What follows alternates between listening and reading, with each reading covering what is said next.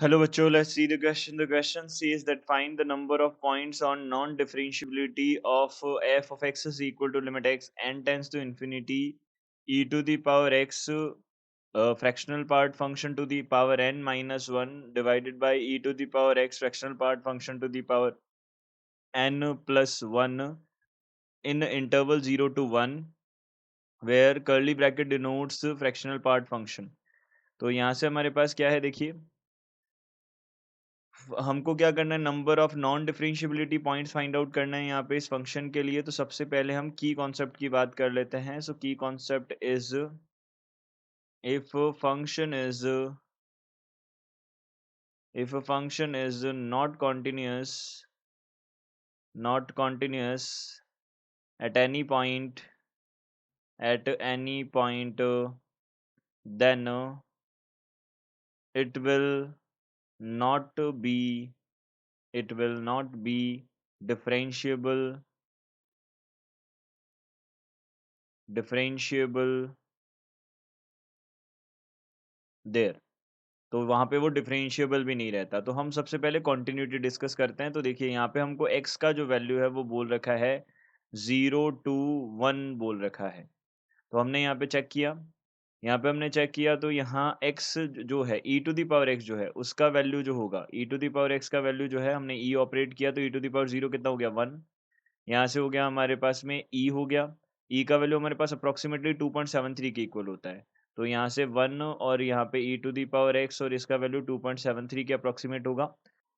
तो अब हमें पता है कि जो फ्रैक्शनल पार्ट फंक्शन होता है वो हमारे पास हर इंटीजर पे क्या होता है, डिसकंटीन्यूअस होता है। तो हम यहाँ से लिख सकते हैं y is equal to fractional part function x is discontinuous discontinuous at every integer. ये हमेशा क्या होता है, हर इंटीजर पे क्या होता है, डिसकंटीन्यूअस होता है। अब ये हर इंटीजर पे क्या है, डिसकंटीन्यूअस है। तो e to the power x का वैल्यू जब 2 होगा तब भी ये क्या होगा, डिसकंटीन्यूअस होगा। हमारे पास में e to the power x का फ्रैक्शनल पार्ट फंक्शन जो है वो हमारे पास e to the power x is equal to 2 पे भी क्या होगा, डिसकंटीन्यूअस होगा। यानी कि हम बोल सकते हैं x is equal to log 2 पे भी डिसकंटीन्यूअस होगा। तो हम यहाँ से बोल सकते हैं greatest integer of fractional part of e to the power x is discontinuous at x is equal to log 2। log 2 पे क्या है, ये डिसकंटिन्यूअस है।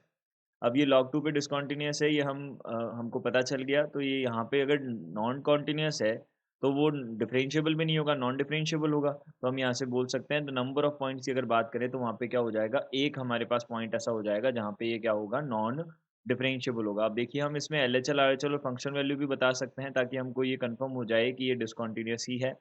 तो देखिए कैसे बता सकते हैं, देखिए सबसे पहले हमने क्या किया, LHL देखा इसके ऊपर। तो देखिए LHL at x is equal to, हमने बात की log 2 पे। तो log 2 पे हमने बात की, तो यहाँ से हमारे पास कितना हो जाएगा, लिमिट। देखिए यहाँ पे हम बोल सकते हैं h टेंस टू, हमारे पास देखिए x टेंस टू कितना हो जाएगा, x टेंस टू हमारे पास में log 2 माइनस हो जाएगा। और यहाँ पे हमारे पास में जो ऑलरेडी जो लिमिट लगी हुई है वो क्या है, limit n tends to infinity है। तो यहाँ पे हमारे पास क्या है, limit n tends to infinity है। और ये हमारे पास है fractional part of e to the power x है। तो यहाँ से हमने बोला fractional part of e to the power x to the power n, and यहाँ पे है -1 अपॉन, ये है -1 अपॉन यहाँ से fractional part of e to the power x to the power n plus 1 है, ये है हमारे पास में। अब देखिए हम यहाँ पे अब क्या करते हैं, इसको सिंप्लीफाई करने की कोशिश करते हैं। तो देखिए अगर हमने क्या किया, log 2 रखा है यहाँ पे, तो हमको पता है यहाँ से कि हमारे पास एक फॉर्मूला होता है e to the power log base में e हो, अगर ये 2 हो तो ये किसके इक्वल होता है, 2 के इक्वल होता है। वैसे ही अगर हमारे पास 2 से थोड़ा सा log 2 है, जो 2 से थोड़ा सा कम अगर वैल्यू होगा तो यहाँ पे 2 से भी कम वैल्यू आएगा हमारे पास में। तो इसका मतलब जैसे ही हमारे पास में कितना आएगा, 2 से कम वैल्यू आएगा, तो हम यहाँ से बोल सकते हैं limit n tends to infinity रहेगा। ये बन जाएगा हमारे पास में 2 से थोड़ा सा कम वैल्यू है, यानी कि ये जो फ्रैक्शनल पार्ट फंक्शन है वो 2 से थोड़े से कम वैल्यू पे इसका जो फ्रैक्शनल पार्ट बनेगा वो बनेगा 1। तो यहाँ से 1 टू दी पावर हमारे पास 1 अप्रोचिंग रहेगा, ये इसकी पावर हमारे पास कितनी हो जाएगी, इन्फिनिटी हो जाएगी। तो यहाँ से 1 टू दी पावर ये बन जाएगा हमारे पास में 1 टू दी पावर n, ये 1 को अप्रोच करेगा और फिर -1 अपॉन 1 प्लस 1 होगा यहाँ पे, ये कितना बन जाएगा हमारे पास में 0 बन जाएगा। ये 0 बन गया, ये हमारे पास कितना आ गया, LHL आ गया। अब इसके बाद में हमने क्या देखा, RHL देखा। तो RHL at x is equal to log 2 हमने चेक किया। तो यहाँ पे लिमिट x टेंस टू कितना आ जाएगा, देखिए यहाँ पे 2 प्लस आएगा। अब 2 प्लस आएगा, यहाँ से लिमिट n टेंड टू कितना है हमारे पास, इन्फिनिटी है। तो हमने क्या किया यहाँ से, देखिए e टू दी पावर हमारे पास में कितना है, x है, उसकी होल पावर कितना है, n है। तो अगर हमारे पास में ये देखिए log 2 है, यहाँ पे ये log 2 प्लस है।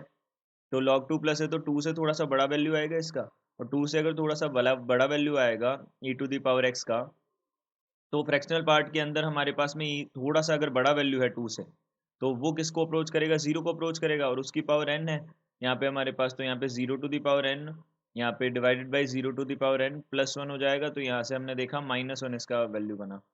तो यहाँ पे LHL जो है हमारे पास में at x is equal to log 2, ये जो है ये इक्वल नहीं है RHL at x is equal to log 2 के, ये इक्वल नहीं है। और हम फंक्शनल वैल्यू की अगर बात करें तो f ऑफ 0 यहाँ पे हमारे पास कितना हो जाएगा, फंक्शनल वैल्यू जो है हमारे पास कितनी हो जाएगी, x की जगह पे हमने कितना रख देना है, यहाँ पे log 2 रख देना है। देखिए log 2 रख देना है, तो log 2 हमने रखा। तो यहाँ से हमारे पास कितना आ जाएगा, देखिए लिमिट तो हमारे पास n टेंड टू इन्फिनिटी है ही, तो n टेंड्स टू इन्फिनिटी है। अब यहाँ यहाँ से हमारे पास में कितना आ जाएगा, e पे अगर हमने log कितना रखा, log 2 रखा e टू दी पावर में, तो यहाँ पे कितना आ जाएगा 2 to the power n -1 upon, यहाँ से कितना हो जाएगा, देखिए ये fractional part of 2 to the power n plus 1 हो जाएगा। अब इसका फ्रैक्शनल पार्ट कितना है, 0 है, तो 0 -1 अपॉन 0 प्लस 1, यहाँ से कितना हो जाएगा हमारे पास, ये बन जाएगा -1। तो हम यहाँ से बोल सकते हैं ये कॉन्टिन्यूस तो नहीं होगा, तो डिसकॉन्टिन्यूस होगा। अगर डिसकॉन्टिन्यूस है तो नॉन डिफरेंशिएबल भी होगा। तो यहाँ से हम बोल सकते हैं नंबर ऑफ पॉइंट्स कितना हो जाएगा, 1। So the final answer of this question is 1। I hope you understood it well. Good luck, thank you.